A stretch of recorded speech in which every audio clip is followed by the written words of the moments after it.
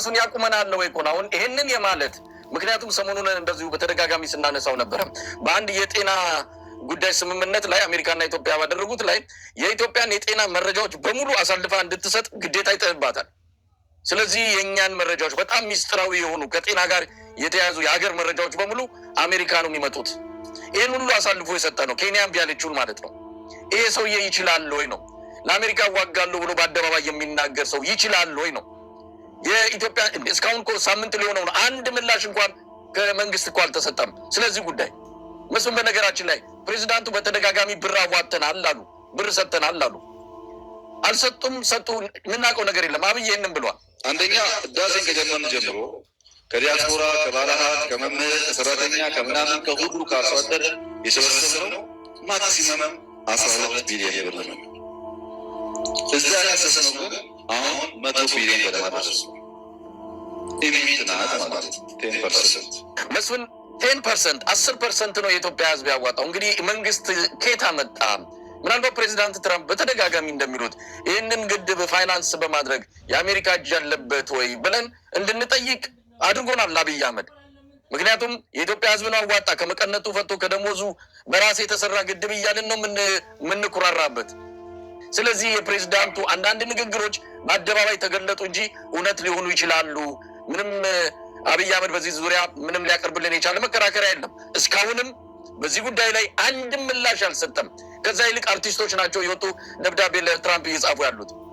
ግን ዛሬ ተመሰገነ አብይ ጠንካራ ተባለ ተብሎ ደግሞ ያዙ ልቀቁኝ። በዛ ላይ ዳንኪራው ጭፈራው ልዩ ነው። ለማንኛውም ምን መደራደሪያ ምን ትራምፕን እምቢ የማለት አቅም አለው አብይ አህመድ?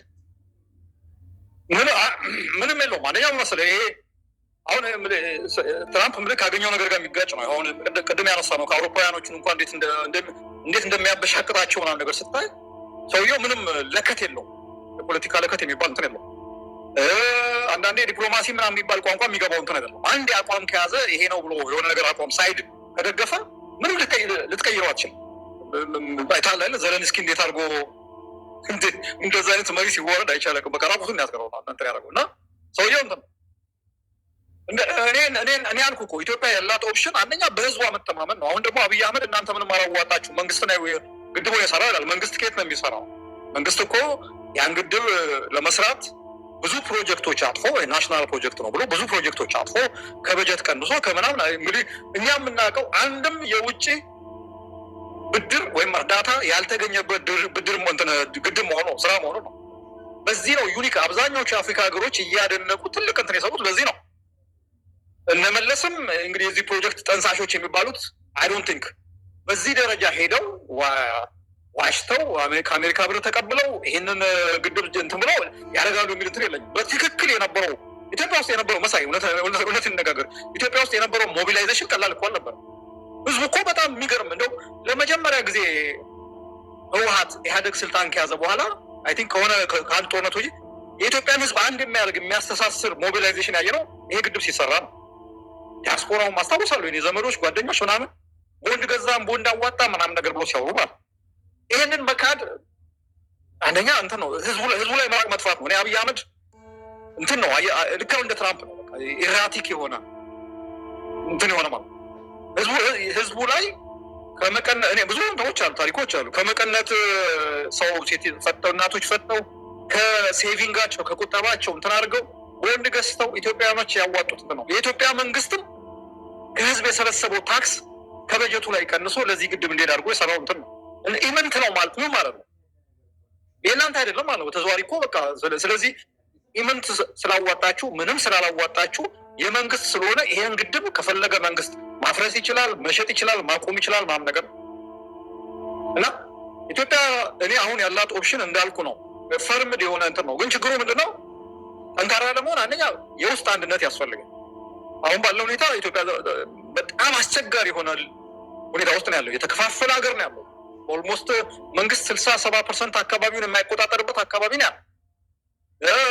መንግስትን እንደው አብዛኛው ሰው እድል አላገኘም እንጂ መንግስትን የሚቃወመው ሰው ከሚደግፈው ሰው የሚበልጥበት ሀገር ነው እና ይሄ መንግስት እንደው ጠንክሮ እንደው ከውጭ የሚመጣውን ጫና ተቋቁሜ ማዕቀብም ምንም ነገር ቢመጣ ጠንክሬ ቆሜ ችዬ ቆሜ እንትን ለማድረግ እንትን ላለሁ ብሎ ለማድረግ መጀመሪያ ውስጥ ያለውን የፖለቲካ አንድነት የህዝብ መስማማት መፍጠር አለበት። አብይ አህመድ በዚህ በኩል የተሳካለት መሪ አይደለም። እንዳልኩ ነው እንኳን ማዕቀብ ተጥሎበት ማዕቀብ ሳይጣልበትም እንዴት እየተንገዳገደ እንዳለ የምናየው ነገር ግን አይ ቲንክ ጊዜ የሚያሳየን ይመስለናል። ግን እኔ እንደ ኢትዮጵያዊ በቃ ማለት አንድ ኢትዮጵያዊ የሆነ መሪ ትክክለኛ መሪ ቢመጣ በጣም እንትን ያለ በህዝቡ በዜጎች የሚተማመን መሪ ቢመጣ ትራምፕን በጣም እናመሰግናለን፣ እርሶ ግን ገለልተኛ አሸማጋይ መሆን ስለማይችሉ እርሶ በሚያዘጋጁት እንትን ላይ አንሳተፍም የሚል ነው መልስ። በጣም ጥሩ መልስ ይሄ ነው። አይ እንደው ትንሽ አደጋ አለው አሜሪካ እንትን ልታረግ ትችላለች ደግሞ ከተባለ ጥሩ ሀሳብ ነው። ነገር ግን እነገሌ የሚባሉ ደግሞ አደራዳሪዎች ተጨማሪ ከአሜሪካ ጋር ይጨመሩበት ብሎ ድርድሩን ያው ዳይሉት ማድረግ መቀላቀል፣ ካልሆነ ደግሞ ያው ድርድር ውስጥ ገብቶ ድርድሩን ወገቤን እግሬን አመመኝ ምናምን እያሉ ማራዘምና በዛ በኩል መውጣት ነው እና ይሄን ያለው ያሰቡ እነሱን እንግዲህ ወደ ሌላው ርዕሰ ጉዳይ እንግዲህ ይሄ በሂደት የምናየው ነው። ምክንያቱም ነገሩ ተጀምሯል። አጀንዳው ፕሬዚዳንቱ ይዘውታል። ለብዙ ነገር ግብፅን ስለሚፈልጉ ግብፅን ደግሞ በዚህ በአባይ ጉዳይ እንደው ተጠቃሚ እንድትሆን ከኢትዮጵያ አንጻር ለግብፅ ያደላ አቋም ይዘው የመምጣታቸው ነገር የማይቀር ነው እና ለዛ እንግዲህ ምን አብይ ምላሽ ይኖረዋል እያየን ነው። ከወዲሁ መፍረክረክ አለ፣ ከወዲሁ እጅ መስጠት አለ፣ ወይም ደግሞ በተለያዩ አጀንዳዎች የኢትዮጵያን ሕዝብ ይጠምዳል። አሁን የተያዘው ደግሞ መድረኮች እያመቻቸ በማይመለከተውም በሚመለከተውም በሁሉም ነገር ላይ እየወጣ የሰውን ትኩረት ወደ ሌላ ቦታ የሚወስዱ መድረኮችና አጀንዳዎችን በብዛት እያመረተን ያለው ሰው መንቃትና ማወቅ አለበት ምን እየተደረገ እንዳለ። እንግዲህ እኛ በምንችለው አቅም እግር በእግር እየተከታተልን ፕሮፓጋንዳውን ከእውነቱ እየለየን ህዝቡ እንዲያውቅ ማድረግ አለብን። የኢትዮጵያ ህዝብ ትልቅ አጣብቂኝ ትልቅ ችግር ውስጥ ነው የሚገኘው። ለማንኛውም መስፍን ወደ ሌላው ጉዳይ እንሂድ። ሰሞኑን በስፋት ከተነሳውና እኛም በቀዳሚ አጀንዳነት ስንመለከተው የነበረው የአማራ ፋኖ ብሔራዊ ንቅናቄ ምስረታ ነው። ምስረታው ላይ ያንተን እይታ ለማግኘት ብዙ ተመልካቾችም ጠይቀዋል። እዛ ላይ የሆነ ነገር እንደምትለን ተስፋ አድርጋለሁ። አጠቃላይ ሂደቱን እንዴት ተመለከት? ብልጽግና መንደር በዚህ ሁኔታ ላይ ከፍተኛ መረበሽ ውስጥ ገብተዋል። ወደኋላ ላይ ያነሰዋለው ጀነራሎቹ ስብሰባ ተቀምጠዋል። ከፍተኛ የሆነ የሚሊሻና የአድማ በታኝ ሰራዊት ኩብለላ እየታየ ነው። መደበኛ ሰራዊቱም እጅ እየሰጠን ያለው ያለምንም ጦርነት፣ እሱን እንመጣበታለን። ግን እንዴት አየው? የአማራ ፋኖ ብሔራዊ ንቅናቄ ተመስርተዋል። በጣም ደስ የሚል ነገር ነው። እንደውም እኔ ባለፈው 2 ዓመት በጣም አስቸጋሪ የነበረው እንትን ይሄ ሁለት አካባቢዎች ሁለት ስብስቦች ተፈጥረው ደስ ያለ ነገር ምን እንደሆነ ታውቃለህ? ስማቸውን በደንብ ሳልገልጸው ማለፋቸው እነዛ ድርጅቶች መቅሰማቸው አፋና አፋባና አፋ ምናምን የሚባሉ እና በጣም አላስፈላጊ እንትን ነው የነበረው። በዚህ እንትን ነው ሁሌ እንደምንለው ነገር ነው። የአማራ ፋኖ እንቅስቃሴ ሲጀመር ግራስሩት ነው፣ ከላይ አይደለም የተጀመረው። በየአካባቢው ነው አንድ ጊዜ የፈነዳው። በዛ ሂደት መንግስት ከሚችለው በላይ ኦቨርስትሬችድ አቅሙ እንዲለጠጥ አድርጎታል። ሁኔታዎችን ከቁጥጥር ውጭ እንዲወጡ አድርገዋል። በጣም ትልቅ አድቫንቴጅ ሰጥቶታል ለፋኖ ትግል ማለት። ያ የመጀመሪያው ስቴጅ ነው። በጣም ከሚችሉት በላይ ልክ ይሄ ዝም ብሎ ድሮ አንድ ነገር ሲፈጠር በደርግም ባለስላሴም ጊዜ መጀመሪያ ፈጥኖ ደራሽ የሚባል አለ። ፈጥኖ ደራሽ የሚባል አንድ ቦታ ሽፍታ ሲነሳ ሄዶ ተልኮ ያንን የተነሳ ሽፍታ ወይም ደግሞ የህዝብ አመፅ አዳፍ ነው የሚመለስ ማለት። እንደዛ እንዳይሆን አድርጎታል። ሰስቴንድ እንዲሆን አድርጎታል። ያ ብቻ አይደለም፣ ከዛ ደግሞ አልፎ የመንግስትን ኃይል በጣም መደበኛ ሰራዊት ኢትዮጵያ ውስጥ እኮ አሁን አለ የተባለው ሰራዊት አማራ ክልል ውስጥ የሌለ ክፍለ ጦር ጥራል ይመስል የምስራቅ እዝ እዛ ነው ያለው፣ የሰሜን እዝ እዛ ነው ያለው፣ የምዕራብ እዝ እዛ ነው ያለው፣ የደቡብ እዝ እዛ ነው ያለው፣ አማራ ክልል ነው ያለው አሉ የተባሉ የጦር መሳሪያዎች ማለት ነው። ዙ 23 ምናምን ታንክ ምናምን ድሮን ራሱ በስፋት ባይዞ አሁን ባለው በዓለም ከዩክሬንና ከራሻ ጦርነት ቀጥሎ ድሮን በስፋት ጥቅም ላይ እየዋለ ያለው አማራ ክልል ውስጥ። ይሄ የሆነበት ምክንያት መንግስት ከጠበቀው በላይ በቃ የፋኖ እንቅስቃሴ ከጠበቀው በላይ ስለሆነበት ባለ በሌላ ኃይሉ ለማጥፋት ለማክሰም ሞክሮ ነበር፣ አልተሳካም። ምክንያቱም ህዝባዊ መሰረት ያለው እንቅስቃሴ ነው። አማራ ወጣት በነቂስ ማለት በሚቻል ደረጃ ማለት በነቂስ በሚባል ደረጃ በየአካባቢው ተነስቶ የመንግስትን ኃይል የገተገተበት እንትን ላይ ነው። የፖለቲካ መዋቅሩ ባልታየ መልኩ የተፈረከረከበት ግማሹ አዲስ አበባ ግማሹ ባህር ዳር አልቤርጎ እየተከራየ የሚኖር የብልጽግና ካድሬ ባዴን ካድሬ ነበር። ስንት ነበር? ብዙ ነገር ብዙ አቺቭመንት ተደርጓል። ነገር ግን ወደሚቀጥለው ስቴፕ የመሄድ ይሄ ትግል በዚህ ደረጃ የህዝብ ድጋፍ አግኝቶ በዚህ ደረጃ ስኬታማ ሆኖ መቆም የለበትም። አለበለዚያማ ዝም ብሎ አዙሪት ነው የሚሆነው።